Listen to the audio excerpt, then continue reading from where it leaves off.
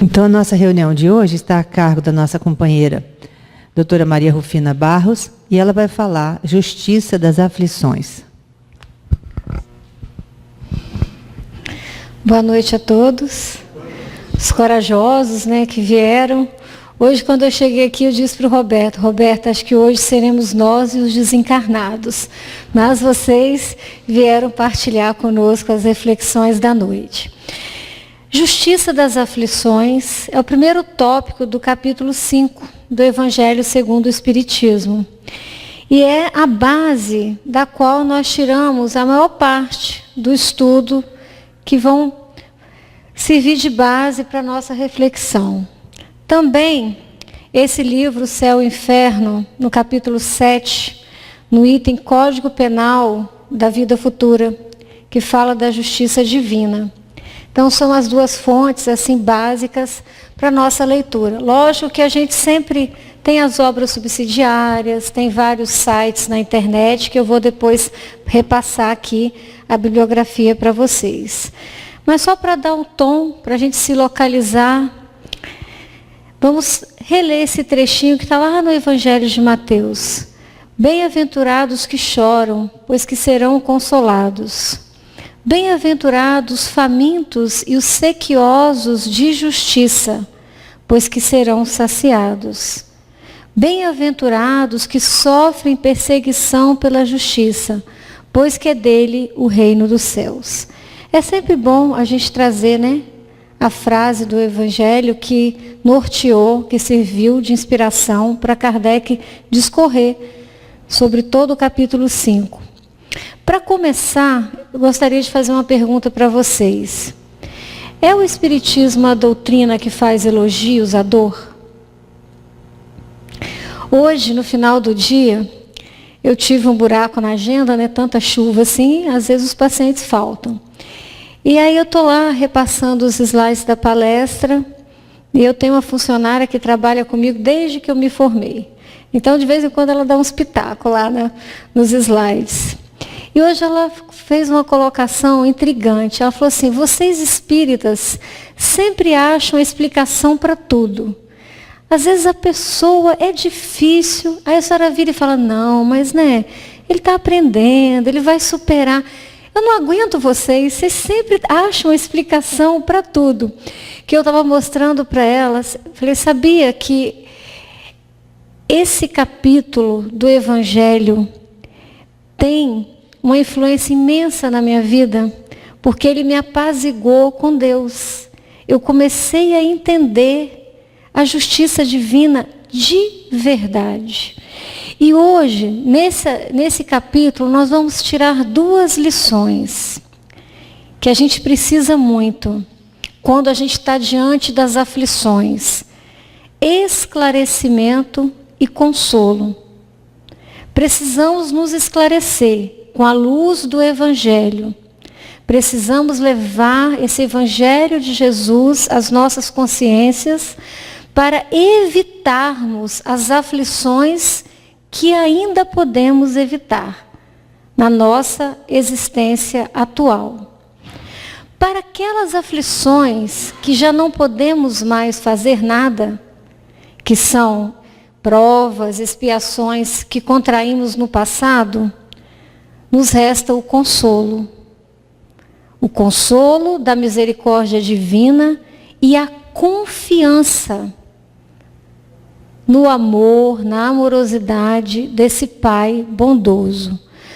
Mas, ao contrário de que muitas pessoas pensam, o Espiritismo, a doutrina espírita, não é uma doutrina que vá nos fazer cristalizar, paralisar e aceitar passivamente a dor. Não é bem assim. O Espiritismo, alinhado com o pensamento de Jesus, tem como proposta fazermos da dor e das dificuldades um desafio para aprendermos, para amadurecermos, para avançarmos mais. Nós vamos usar essa dor, essa dificuldade, como uma ferramenta de burilamento, como matéria de estudo e de aprendizado, para podermos caminhar o nosso caminho evolutivo. Então, a doutrina espírita não nos estimula a ficarmos paralisados na dor. Ah, isso é o meu karma, não posso fazer nada, tenho que aceitar esse filho, eu não posso com ele. Pode, você não pode desistir dele, é sua responsabilidade. Você tem que se esforçar, agir, fazer como jardineiro fiel, podar a planta para que ela cresça vigorosa. Nos ensina essa doutrina a seguirmos em frente, a partir da dor.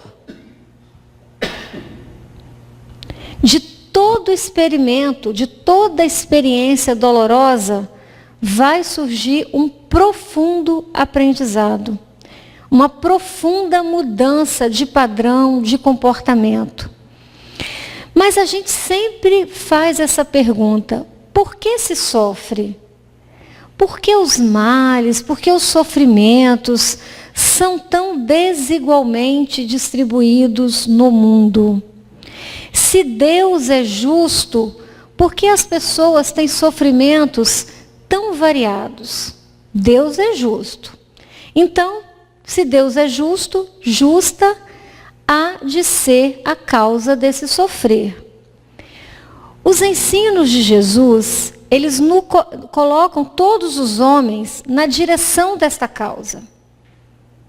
Por isso que eu falei, esclarecimento, estudar o Evangelho e entender, buscar a causa, através do esclarecimento. A causa é revelada completamente pelo Espiritismo. Através de quê? Através da lei de reencarnação. Porque só com a lei de reencarnação, e aí com o cumprimento da lei de causa e efeito, que se processa através da reencarnação, nós conseguimos entender e justificar essas anomalias, essas diferenças que às vezes parecem desmentir a justiça divina. Tudo modifica na vida da gente quando nós deixamos de encarar a existência como única. Se nós tivéssemos essa certeza da reencarnação como uma lei já universal entre os povos, ela já seria um freio para muitos descabimentos. Porque a gente sabe que eu fiz aqui e eu vou voltar aqui. Esse meu débito vai ficar pendurado. Já seria um freio para evitar muitos malefícios, muitos desmandos. Então a gente o tempo todo, nós questionamos a justiça divina, não é assim? A gente fala, olha, não sei como é que está aí em cima, porque aqui embaixo está um caos. Ao mesmo tempo que a gente vê uma velhice feliz, a pessoa com a sua companheira na terceira idade, colhendo os frutos daquela família que ela conduziu com amorosidade, nós nos deparamos com pessoas também numa fase avançada da vida, completamente desamparadas, sozinhas. Às vezes não tem nenhum leito, um abrigo, um alimento. E nós nos questionamos sobre a justiça divina.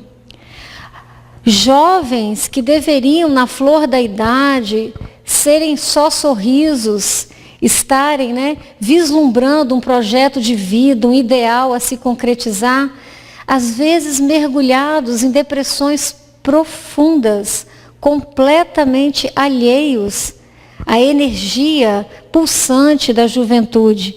E nós não entendemos por que tanta diferença. Então, nós temos várias perguntas que não querem calar. Por que sofrem uns mais que os outros? Por que os sofrimentos são assim tão desigualmente distribuídos? Por que nascem uns na miséria e outros na opulência? Isso aqui, quando eu tinha meus 14, 15 anos, me dava uma extrema angústia. Fui criada numa família católica, religião católica. Na época eu era catequista. E isso me esbarrava. Eu achava que pessoas que nasciam em condições muito desfavoráveis, para depois pegar o rumo. E eu perguntava isso às vezes para o padre, diretor do colégio onde eu estudava. Bem, eu nasci, eu tenho uma família, eu estudo aqui. E tem esse garoto que mora no morro, não tem família, não tem casa. A vida dele já é diferente da minha.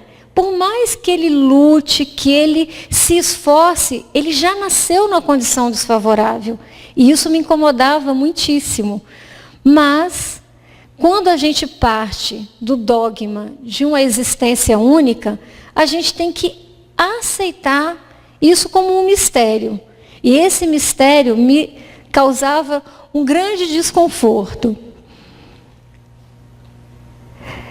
Porque uns nada conseguem, ao passo que outros tudo parece sorrir. Às vezes a gente vê homens virtuosos trabalhando e não conseguem aumentar o patrimônio, conseguir uma situação de estabilidade. E a gente vê pessoas que às vezes não são tão virtuosas assim e prosperam com tanta facilidade. Igual Midas, tudo que toca vira ouro, né? E a gente continua se perguntando, por que os bens e os males são tão desigualmente repartidos?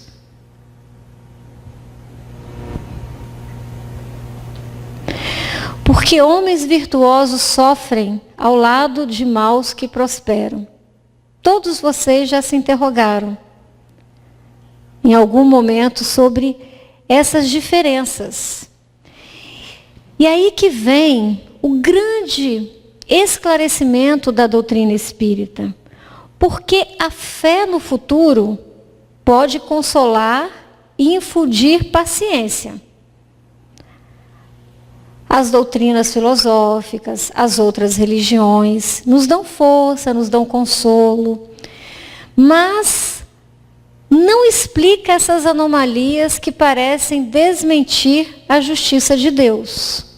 Por mais que a gente interrogue, a gente não consegue explicar um Deus soberanamente bom e justo com essa distribuição tão desigual de benefícios e malefícios, de saúde e de doença.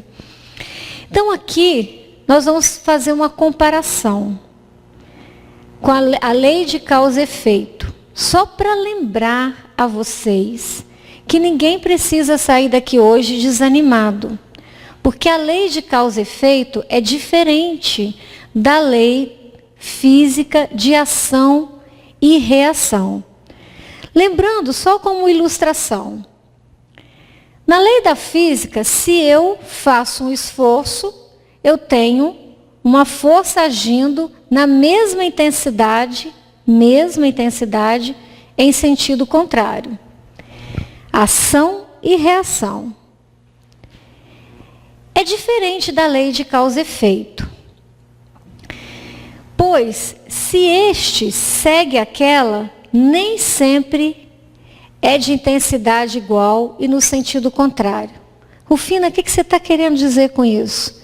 Estou querendo dizer que, por maior que sejam as nossas faltas, por maior que tenham sido no passado as nossas faltas, a misericórdia divina vai agir sempre sobre nós. E o nosso débito nunca é na proporção do nosso endividamento real. Porque nós podemos semear uma tonelada de dor. Não significa que nós vamos colher uma tempestade horrorosa. Às vezes, o nosso arrependimento, a nossa mudança de comportamento, a nossa atitude mental, o nosso sofrer sincero, a mudança do padrão de vibração, já faz com que a misericórdia divina haja sobre nós, interceda a nosso favor. E aí, ao invés de colher uma tormenta, a gente sofre uma garoazinha, uma chuvinha leve. E ao mesmo tempo, poucas sementes de amor, de bondade, de caridade que nós semeamos, que às vezes a gente nem prestou atenção naquilo ali. Deus olha todas as coisas. E mesmo as nossas mais tímidas iniciativas no bem vão contar na contabilidade divina a nosso favor. E aí nós vamos colher bênçãos imensas, também desproporcional à nossa semeadura. Vamos trazer aqui alguns exemplos. Então, nós não precisamos temer. Jesus trouxe ao nosso conhecimento um Deus de amor, um Deus de bondade. Não é mais aquele Deus vingativo, punitivo, olho por olho, dente por dente. Não é assim. Com o Evangelho de Jesus, nos foi apresentada uma outra divindade. Uma divindade que demonstra compaixão, que demonstra misericórdia, que demonstra amorosidade e que sempre permite aos seus filhos levantar e caminhar de novo, cada vez caindo menos, cada vez acertando mais. Uma história que a gente conta sempre aqui, mas que é sempre bom repetir, porque ela é muito ilustrativa. Veio pela psicografia de Chico Xavier, pelo espírito Humberto de Campos, que conta a história de um capataz de uma fazenda de escravos que açoitava, mutilava e às vezes matava os escravos. Extremamente agressivo, extremamente cruel quando tinha que infligir os castigos. Machucou, mutilou, aleijou muitos escravos. Eis que essa pessoa, quando chega no plano espiritual, já no final da sua vida, ela cai em profundo despertar da consciência, num profundo arrependimento. E no plano espiritual, ela faz um planejamento para perder o braço direito, quando reencarnasse, como uma forma de expiar. Essa mão eu machuquei, eu aleijei, eu mutilei. Nada mais justo do que eu perder essa mão. E aí, esse capataz reencarna e ele já renasce com um propósito renovado no bem. Ele tem uma vida pautada em boas ações, em boas atitudes, em boa obra, em bom comportamento. Quando chegou o dia fatídico do acidente, no qual ele perderia o braço direito, ele perdeu o dedo mindinho. Sabe por quê? Porque o trabalho dele no bem estava beneficiando muitas pessoas. Se ele perdesse o braço, a obra iria parar e as pessoas iriam deixar de receber o benefício. Então, olha como a dívida dele foi amortizada. De um braço, ele perdeu um dedo e quitou a dívida. Então é assim que a justiça divina age, sempre com misericórdia, avaliando os nossos bons propósitos, o conjunto da nossa obra. No início da minha profissão como médica neurologista, eu tive uma experiência que me marcou. Talvez foi o que realmente me colocou no prumo e me fez deixar de ser tão materialista e racional e entender que entre o céu e a terra existem muito mais coisas do que sabe a nossa vã filosofia. Um grande amigo, trabalhador do movimento espírita, que foi uma pessoa que muito me ensinou sobre doutrina. Nós havíamos marcado um sarau de poesia. E eu pedi para ele, traga o livro tal e deixa aqui na clínica, na hora do almoço, que eu não tenho esse poema e eu quero preparar para o nosso sarau. Indo levar o livro para mim, ele sofre um acidente gravíssimo. E eu, como tinha acabado de chegar da USP, da minha residência em neurologia, me chamaram, porque a última coisa que ele falou, chama a minha amiga Rufina para cuidar de mim. Quando eu cheguei no pronto-socorro, esse amigo estava com hemorragia pelo ouvido, eu já sabia que aquilo ali não era um bom sinal. Ele conversava comigo, mas não me reconhecia. E aí, encaminhei para a tomografia, conduzi o caso, e a ressonância constatou uma lesão de altíssima gravidade no lobo temporal, que é o centro da emoção, da memória. E esse amigo foi para a UTI, foi operado, fez uma neurocirurgia, tinha coágulo, tinha lesão cerebral. E eu sofri imensamente, porque eu pensava, ele nunca mais vai fazer uma palestra espírita, ele nunca mais vai escrever uma poesia. Não vai, ele vai sobreviver, mas vai ter uma sequela imensa. Eu passei 6 anos na USP atendendo motociclistas, acidentes automobilísticos, eu já vi essa lesão, a gente fala explosão do lobo temporal, né, pelo trauma, várias vezes, e sempre tem uma sequela. Para minha surpresa, o grupo espírita no qual nós frequentávamos à época, veio uma mensagem para mim, que era para eu me acalmar, que todos os meus temores não teriam fundamento, que ele iria sobreviver sem sequela. Aí eu chegava lá, olhava aquela ressonância e falava, impossível. Por quê? Esse acidente, na programação reencarnatória dele, seria o desencarne. Ele iria morrer nesse acidente. Tamanha gravidade. Só que tinha tanta gente se beneficiando do trabalho no bem que ele fazia, que ele ganhou uma moratória. Essa foi a expressão da mensagem que eu recebi. Ele vai ganhar uma moratória. E para ele continuar trabalhando, ele não pode ficar sequelado. Senão, como ele vai continuar trabalhando? Imagina, uma médica neurologista recém-formada, que conflito que eu vivi. Eu olhava a ressonância e tinha mensagem espírita. Esse meu amigo acordou do coma em tempo recorde. Uma coisa assim impressionante. Acordou do coma, voltou a trabalhar, a fechar os contratos em comércio exterior que ele fazia e segue trabalhando até hoje.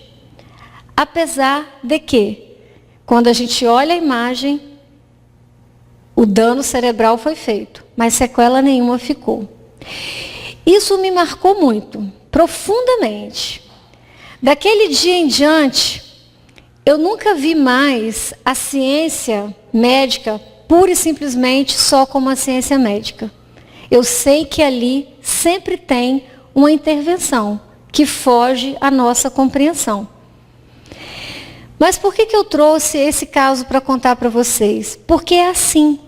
Por maior que tenha sido o nosso delito, nós sempre vamos contar com a benevolência para apaziguar o peso, o tamanho da nossa prova.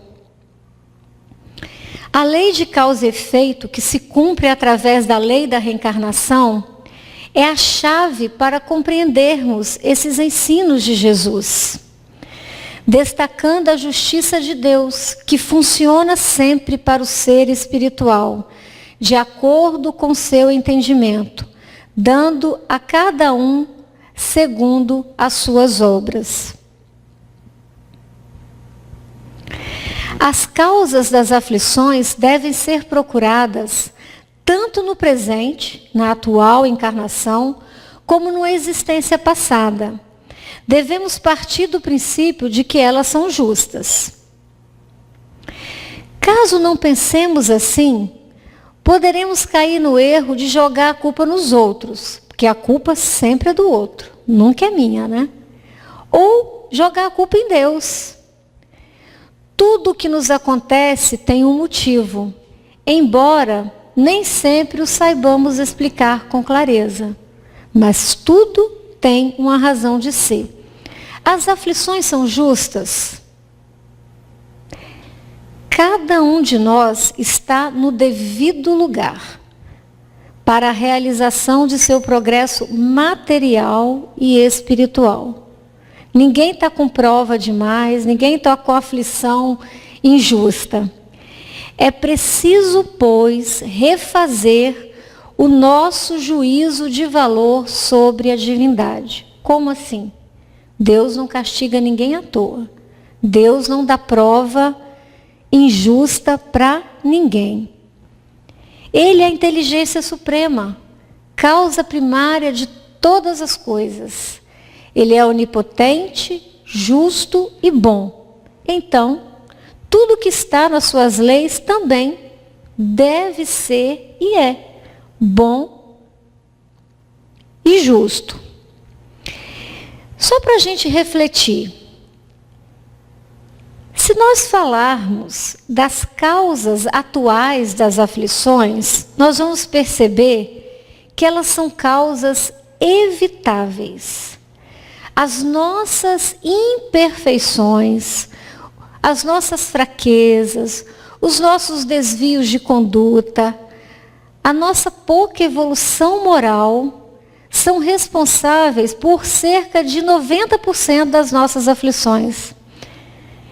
De 80% a 90% estão todas aqui, nos dias atuais, na vida atual, na reencarnação presente.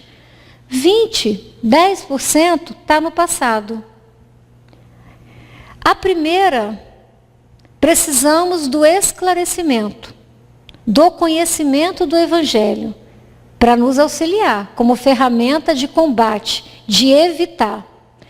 A segunda, as causas que estão em existências passadas, da qual nós já não podemos fazer mais nada, portanto são inevitáveis, nós vamos precisar do consolo.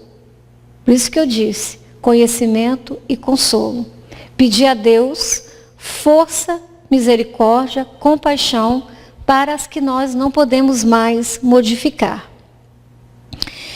Toda vez que a gente vai falar de um tema, a gente nunca consegue fazer a mesma palestra. Eu sou um espírito inquieto, posso fazer 10 vezes, tem que dar uma mudadinha. Eu acredito que isso é a inspiração do momento. E nessa semana, como eu tinha essa palestra já pronta, eu falei, vou dar uma olhada nessa palestra, né? Porque aí sempre brota algum sentimento diferente. Aí eu busquei nesse livro, A Religião dos Espíritos, pelo Espírito Emmanuel, na psicografia do Chico, lá no capítulo 10, um texto que eu queria compartilhar com vocês, para a gente assim, parar de reclamar com Deus e trazer mais a responsabilidade para os nossos próprios ombros. Olha o título, examina a própria aflição. Examina a própria aflição, para que não se converta a tua inquietude em arrasadora tempestade emotiva. Todas as aflições se caracterizam por tipos e nomes especiais. Cada um tem a aflição desencadeada pela própria imperfeição que ele traz. Essa análise eu achei espetacular, extremamente atual. Não vamos falar todas, mas vamos refletir sobre algumas. Qual é a aflição do egoísta? Do egoísmo? Aquela pessoa que é só ela, o tempo todo ela.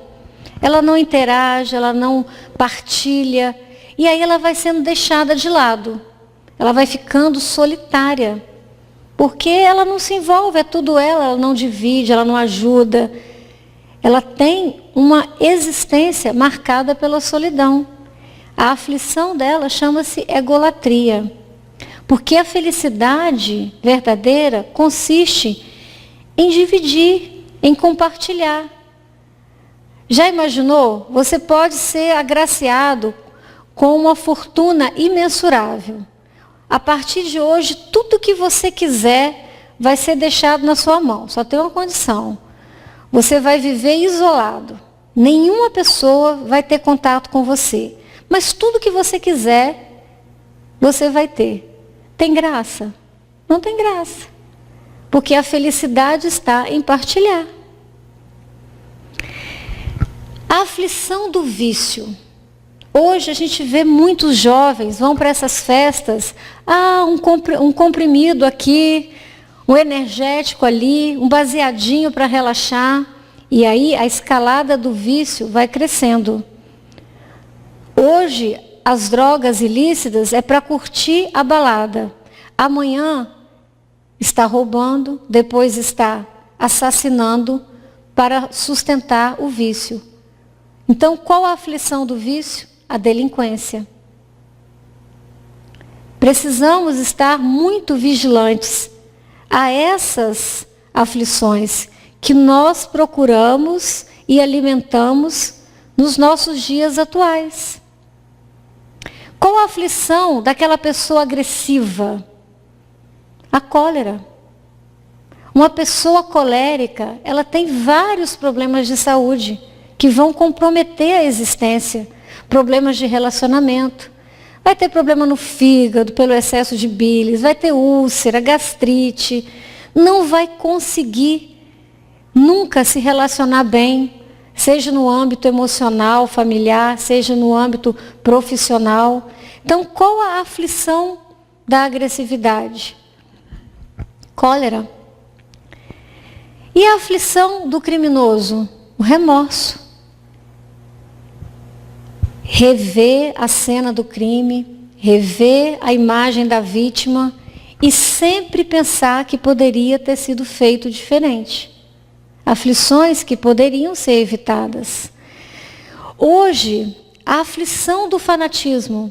Vamos citar o fanatismo religioso, a intolerância. Como se mata hoje, em nome da religião, por puro fanatismo. Por uma interpretação extremamente fundamentalista de tal ou qual religião. Aí crianças inocentes, jovens, imaturos, são influenciados e encaminhados para a morte por intolerância. É uma aflição.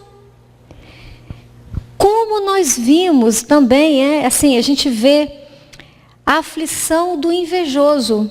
Aquela pessoa que ela não consegue ser feliz com o que ela tem, com o que ela conquistou.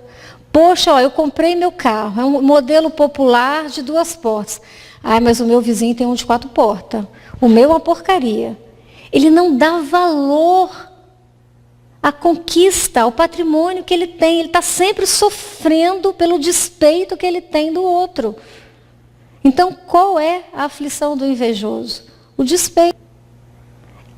Deus é culpado disso? Isso é um castigo que foi imposto? Esse sofrimento foi imposto? Não. É um sofrimento que a nossa imperfeição trouxe.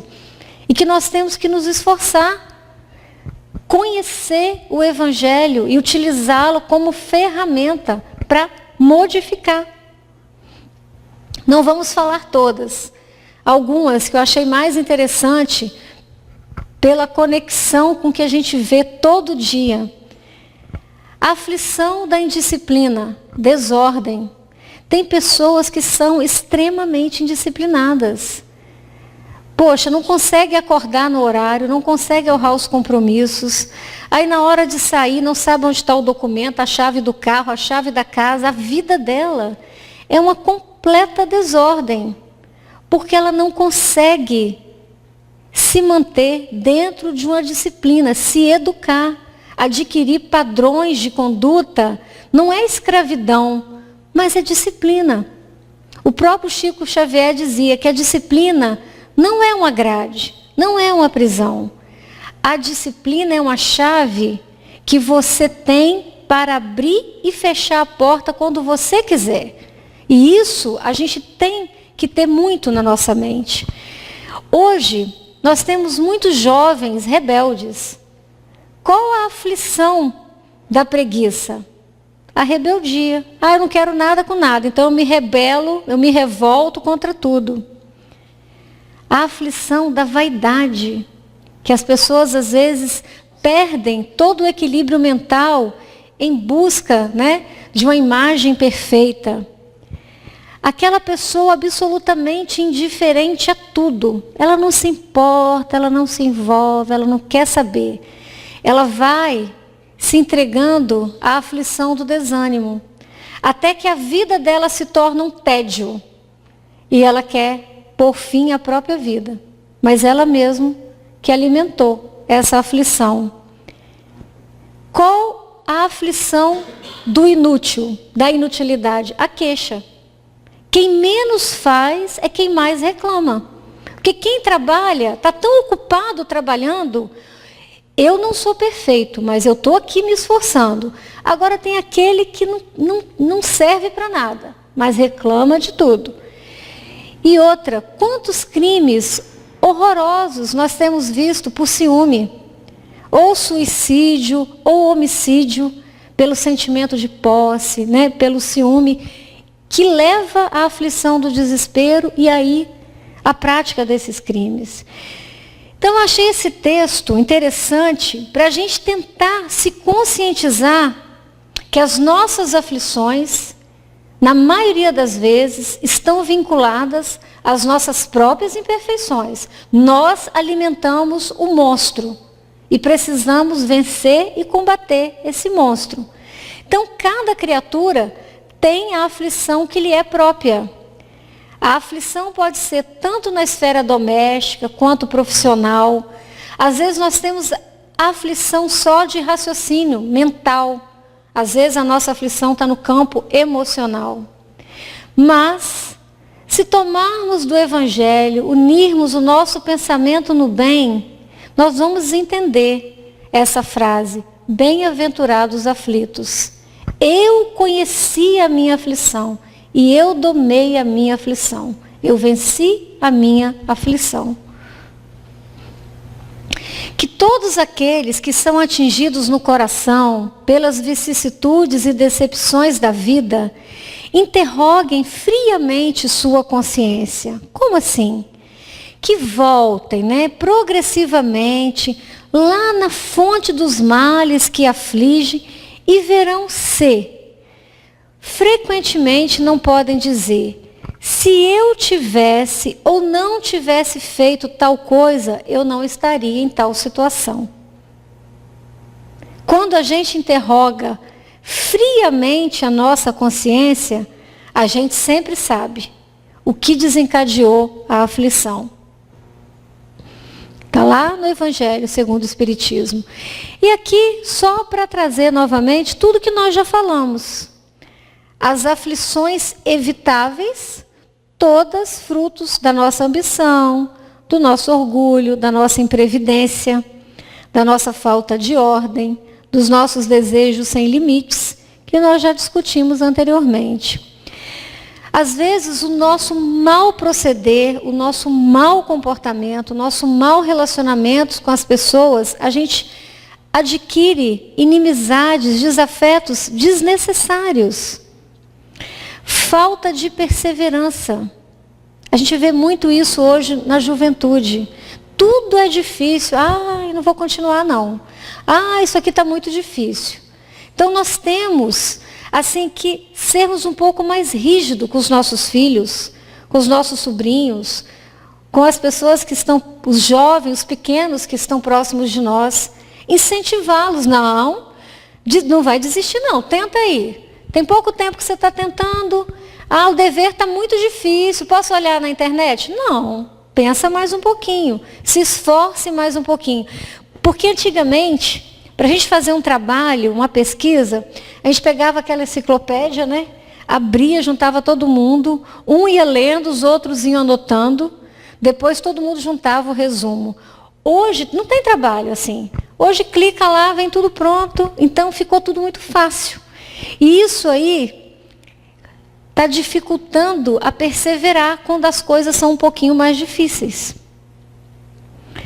uniões sem participação do coração. Quantos casamentos infelizes têm todo tipo de interesse ali, menos o interesse afetivo. Aflições que poderíamos evitar.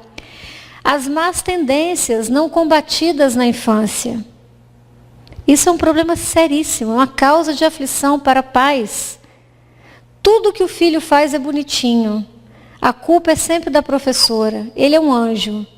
Aí essa criança cresce sem um limite. Vai ser um delinquente, porque nunca ele conheceu o limite. Nós não agimos como o jardineiro fiel, que tirou os brotos lá na infância.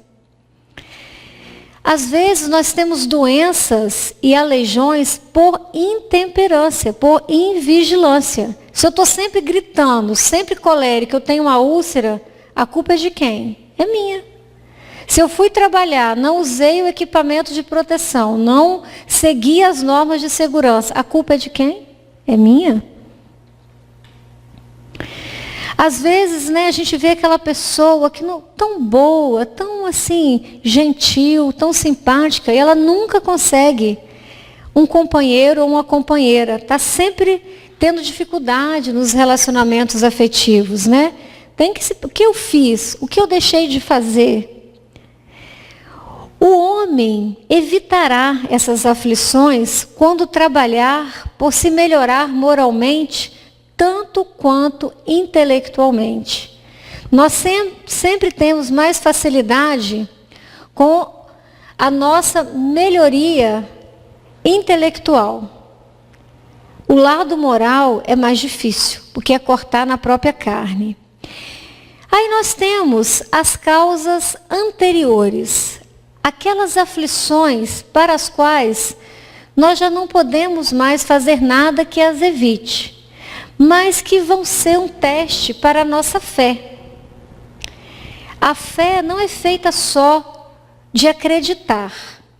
Precisamos acreditar, mas precisamos confiar.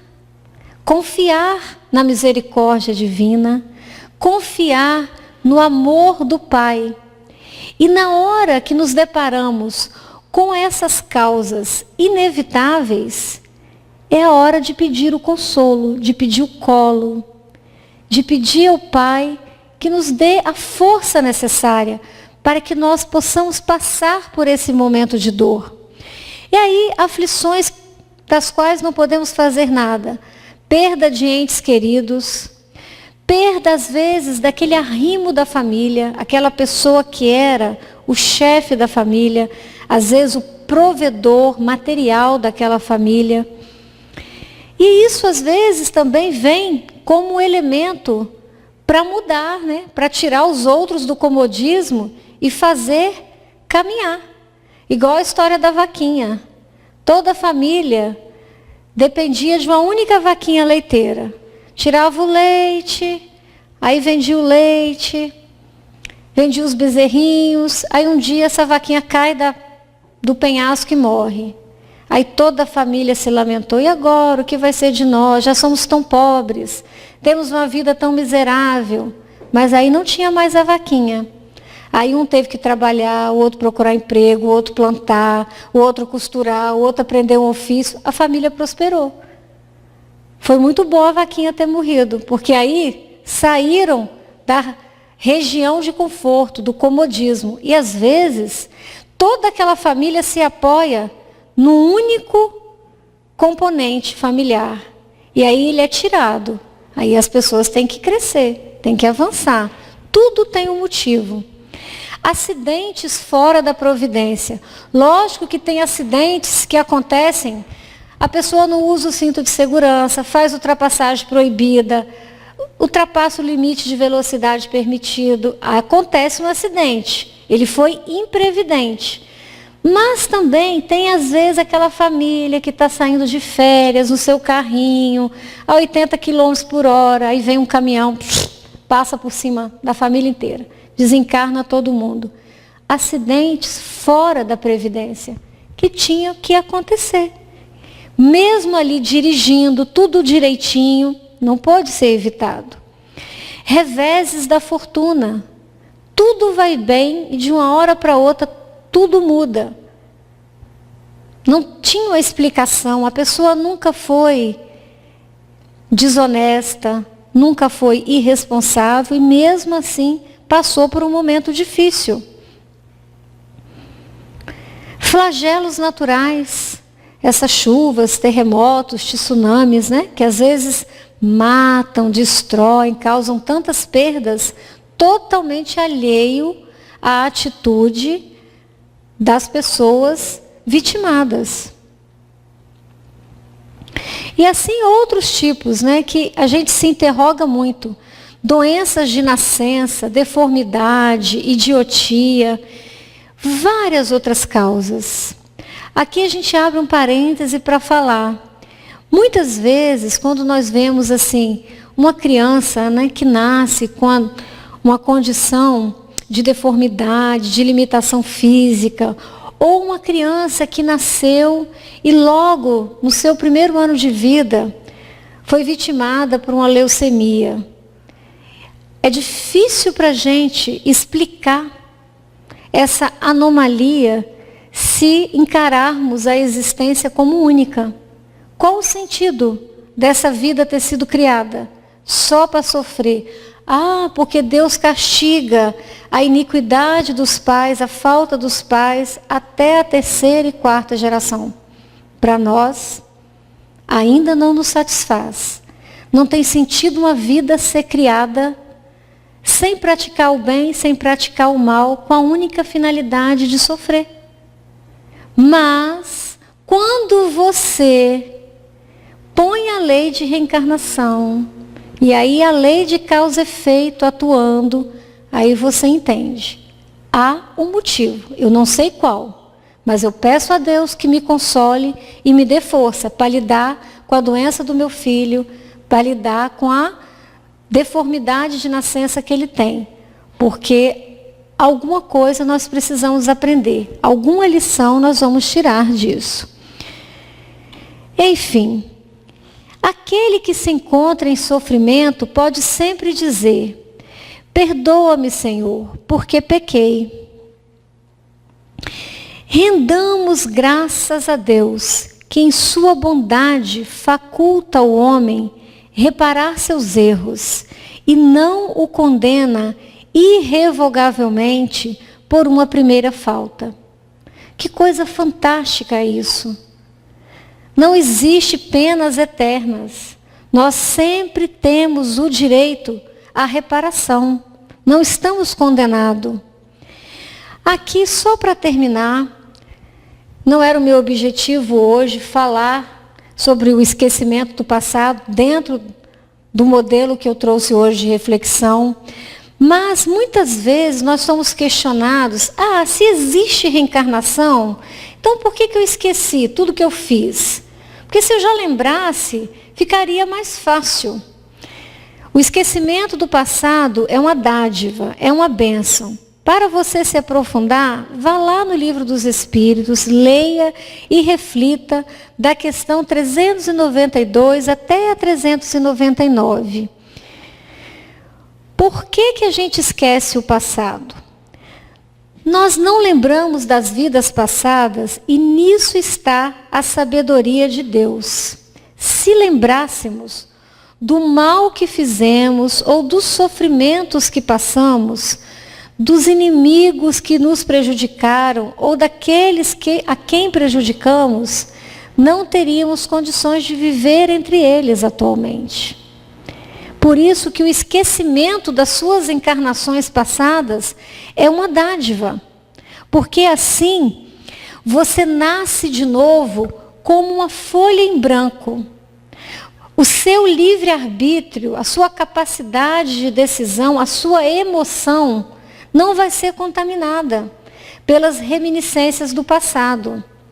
Se você nascesse numa família e você olhasse para cada parente seu e reconhecesse ali um desafeto do passado, a sua emoção, todas as suas escolhas já estariam contaminadas.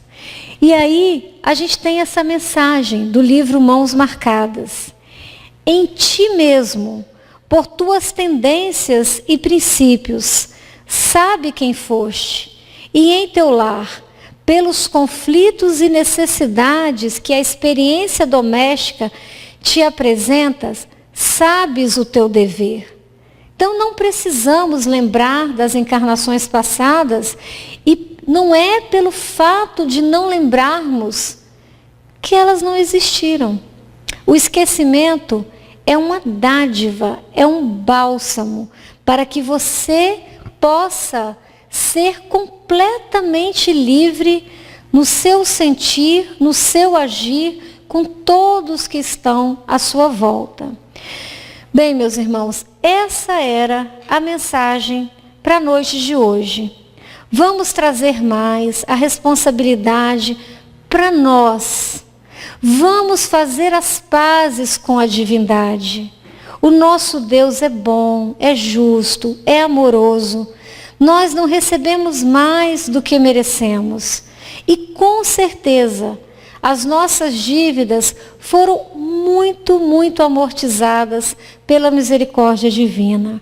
Então, que Jesus nos abençoe, nos dê a todos uma excelente semana.